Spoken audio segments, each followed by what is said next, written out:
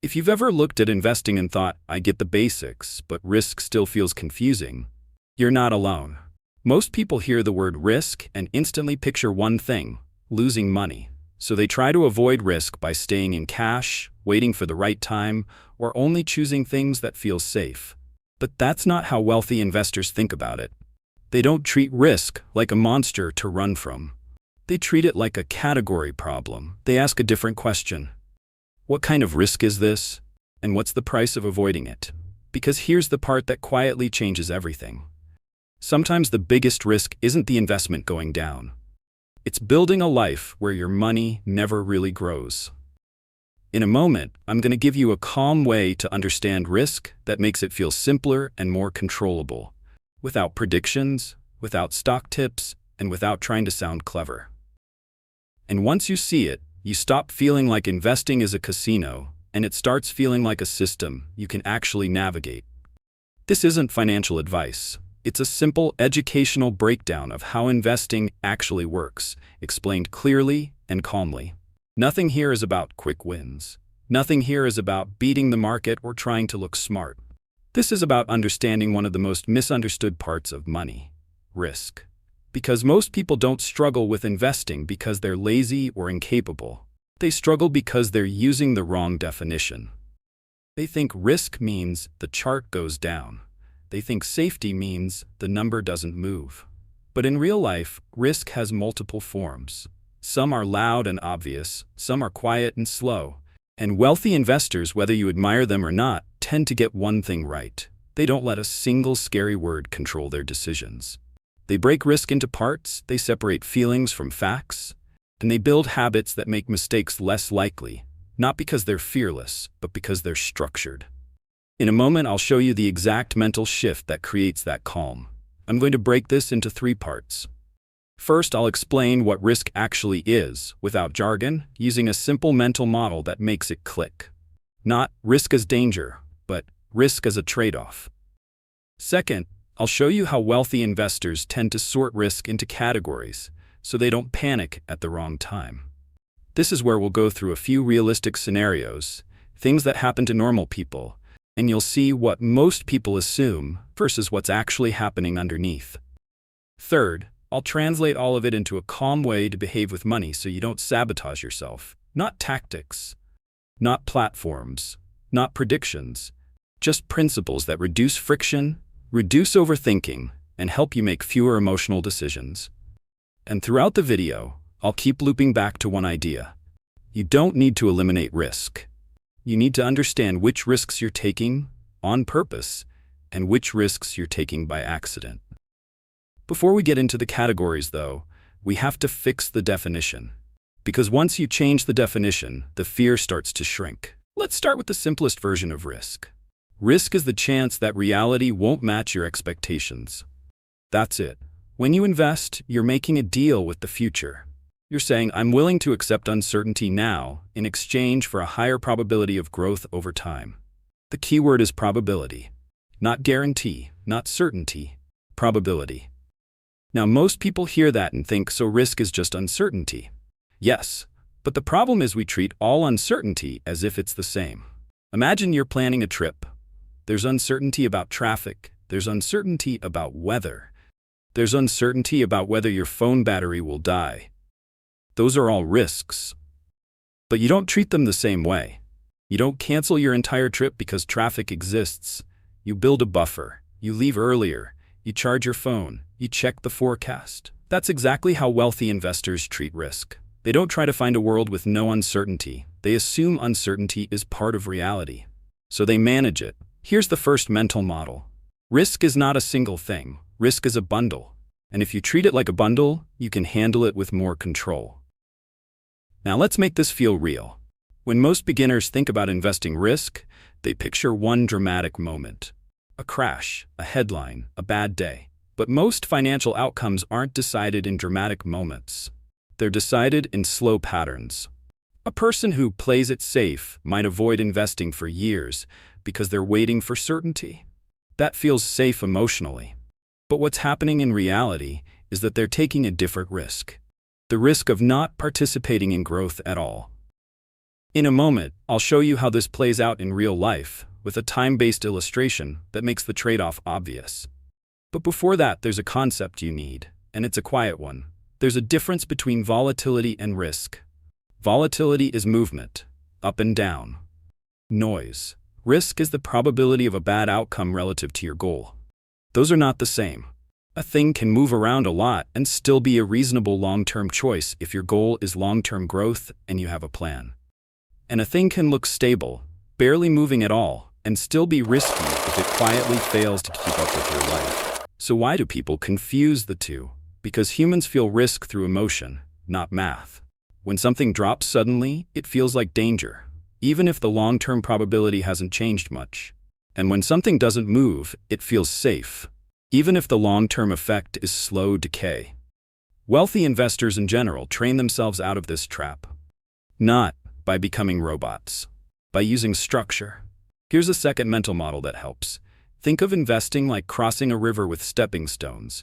Some stones are closer, some are farther, some are stable, some wobble. If you stare at the water and demand a guarantee that you'll never slip, you'll never cross. But if you rush without looking, you fall quickly. The calm approach is to accept that there is water, accept that stones can wobble, and then cross with a method, steady pace, balance, and a path that doesn't depend on one perfect step. That's what a good investing mindset is, not fearlessness. Method. Now let's define the bundle of risk in plain language. There's the risk of losing money in the short term. That's the one everyone thinks about. But there's also the risk of losing purchasing power over time, meaning your money buys less later than it buys today. The risk of needing the money at the wrong time, meaning you're forced to sell or stop at the worst moment because you didn't plan for life. The risk of making emotional decisions, meaning you exit or change course because you couldn't tolerate normal movement.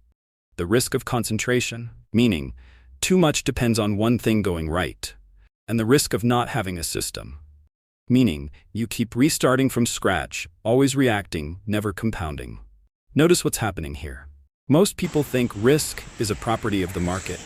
Wealthy investors tend to treat risk as a property of the plan. Same world, same economy, same headlines. But one person has a plan that can absorb noise and the other person doesn't. So the same movement produces two completely different outcomes. In a moment, I'll show you 3 scenarios that make this difference obvious. But first, one more shift. Wealthy investors don't ask, is this risky? They ask, risky compared to what? Because every choice has a risk. If you keep money in cash forever, you have the risk of slow erosion. If you invest everything without a buffer, you have the risk of being forced to stop. If you chase what's exciting, you have the risk of always being late.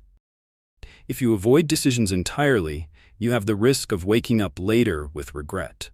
So the real game isn't risk versus no risk. The real game is choosing your risks on purpose. That's why the wealthy often sound calm when other people panic. They're not calm because nothing can go wrong. They're calm because their plan doesn't depend on perfection. Now, let's do the time-based illustration, because this is where it becomes tangible. Imagine 2 people. Person A hates risk. They want the feeling of certainty, so they keep waiting to invest until things feel safer. Person B accepts that uncertainty exists, so they focus on building a steady system they can live with. Over 1 month, person A might feel smarter. They avoided a scary week. They didn't see a red number. But over years, person B often wins, because compounding isn't just about the market. It's about not constantly resetting. And before you think, okay, but how do I do that without taking stupid risks? Good. Hold that thought. Because in the next section, we're going to sort risk into categories the way wealthy investors do. And I'll show you what this looks like in real life. Calmly, without hype. Let's bring this down to real scenarios. I'm going to give you 3 realistic situations that beginners and wealth-curious people face, and I want you to watch how the definition of risk changes the decision. Scenario 1, the first dip. You finally start investing.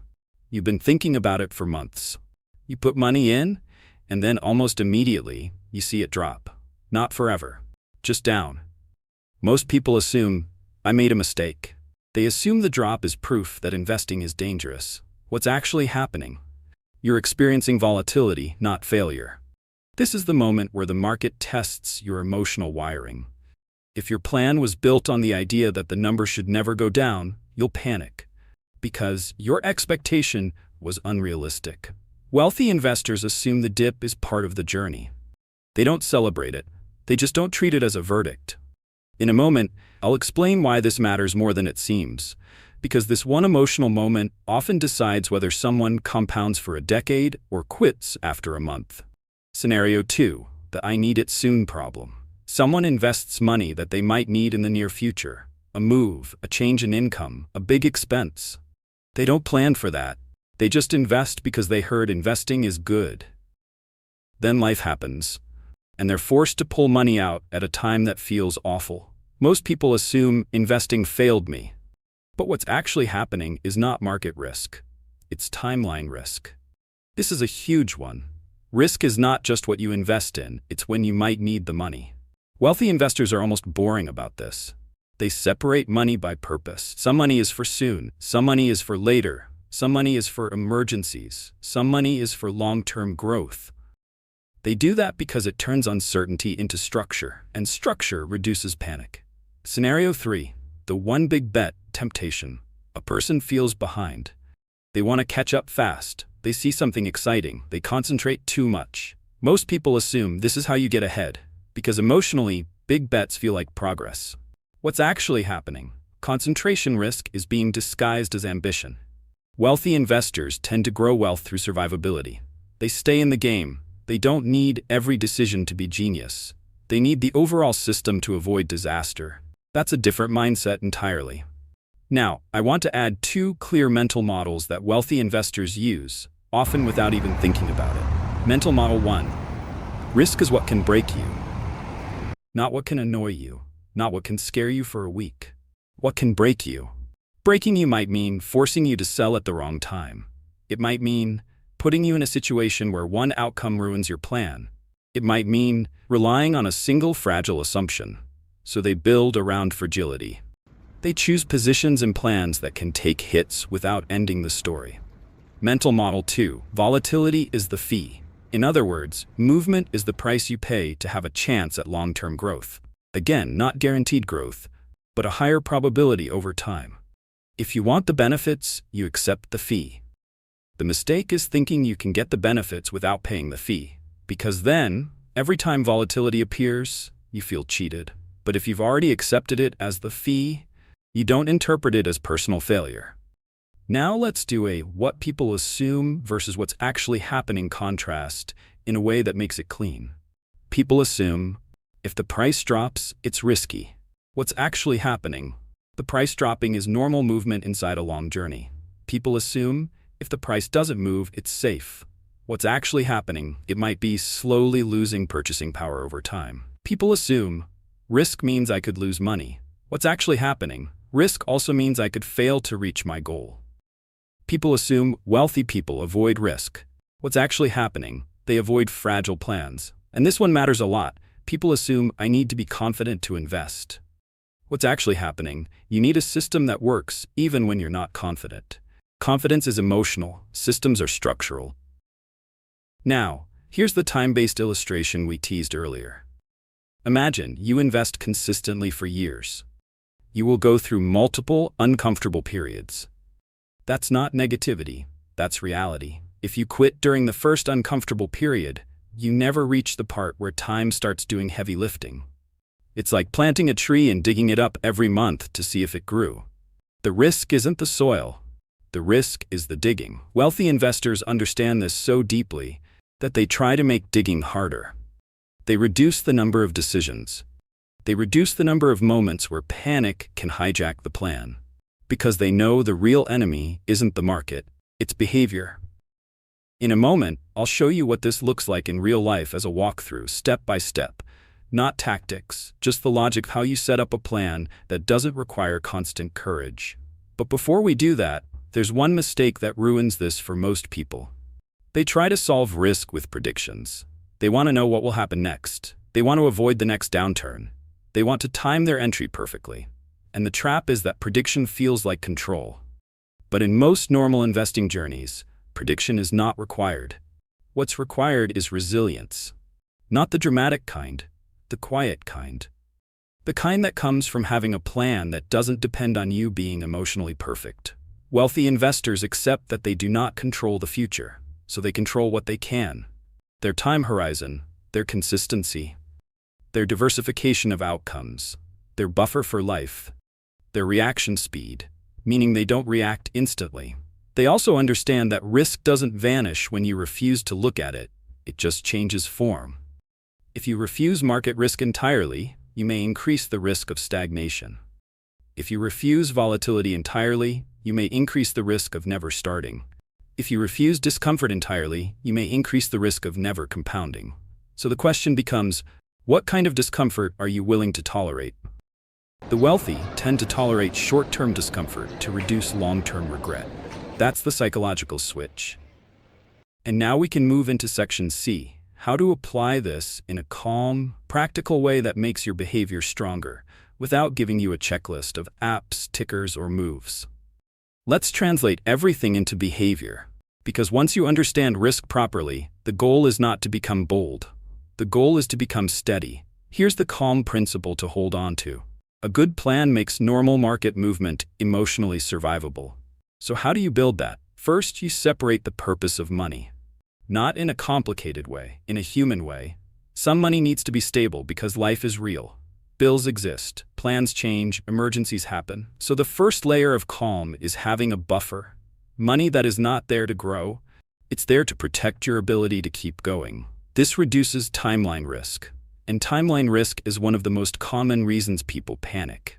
Before we get deeper, notice what we're doing. We're not trying to predict the market, we're trying to remove the conditions that force bad decisions. Second, you lower the number of decisions. The more decisions you have to make, the more chances you have to make one emotionally. Wealthy investors tend to build default behaviors. They don't wake up every day asking, should I invest today? They create a system where the decision is mostly already made, because the decision to be consistent is not something you want to renegotiate weekly. In a moment, I'll show you what this looks like in real life in a simple walkthrough. Third, you choose a time horizon that matches your goal. If your goal is long-term growth, you have to give time the ability to work. Time is not just a measurement, time is a stabilizer. The longer the horizon, the less meaningful short-term noise becomes. That doesn't mean ignore reality, it means don't treat short-term movement as a verdict. Fourth, you make peace with the fee. Remember, volatility is the fee. So instead of asking, how do I avoid every down period, you ask, how do I make down periods less likely to change my behavior? You do that by reducing fragility. Fragility is anything that turns normal movement into a crisis. For example, if you invest money you might need soon, normal movement becomes a crisis. If you concentrate too much, normal movement becomes a crisis. If you watch constantly, normal movement becomes a crisis. If your identity gets tied to being right, normal movement becomes a crisis. Wealthy investors often detach their identity from short-term outcomes. They don't need to be right today. They need the system to keep functioning. Now let's do the walkthrough. What this looks like in real life is not dramatic, it's quiet. A person decides, I'm going to build a long-term investing habit. They choose an amount that doesn't threaten their day-to-day life. They choose a schedule that reduces thinking. They keep the plan simple enough that they can follow it on boring weeks, stressful weeks, and busy weeks. Then the market does what markets do. It moves. Sometimes it's up, sometimes it's down, sometimes it's messy. But because the plan was built to survive normal movement, they don't keep reinventing it. And that's where compounding becomes possible, not because of brilliance, but because of continuity. Before you try to get smart, you try to get stable. That's the order. Stability first, then sophistication, if you ever even need it. Now, a quick but important point. This doesn't mean you never adjust. It means adjustments should come from life changes and long-term reflection, not from headlines and emotion. If you find yourself wanting to change your plan because you feel anxious, that's usually not strategy. That's discomfort trying to become action. And the wealthy understand this pattern so well that they slow themselves down on purpose. They create distance between feeling and acting. Sometimes the best risk management isn't a financial move. It's a pause, a breath, a reminder of the horizon. Because the biggest losses for many people don't come from the market dropping. They come from selling out of fear, stopping completely, then restarting later, then stopping again. That pattern is expensive, not because of the market, because of the broken timeline. So your calm application is this: build a plan that you can keep during normal discomfort. If you do that, you don't need to be fearless. You just need to be consistent. And consistency is something you can design. Let's bring it together. Risk is not just losing money. Risk is the chance reality won't match your expectations and the consequences of that mismatch for your goal. Wealthy investors tend to stay calm around risk because they separate risk into categories instead of treating it like one scary thing. Focus on fragility, what can actually break the plan. Accept volatility as the fee for long-term growth. Build systems that work even when emotions don't. You don't need to rush this. Understanding the system is more important than timing it. If risk has felt like a reason to delay, the goal isn't to force confidence. It's to build a structure where you don't need constant confidence to keep going. And once you have that, investing stops feeling like a personality test and starts feeling like a long, calm process that you can actually stick with. If you want the next step, the next video is about why playing it safe can be risky. Because once you understand risk properly, you start seeing safe decisions in a completely different way.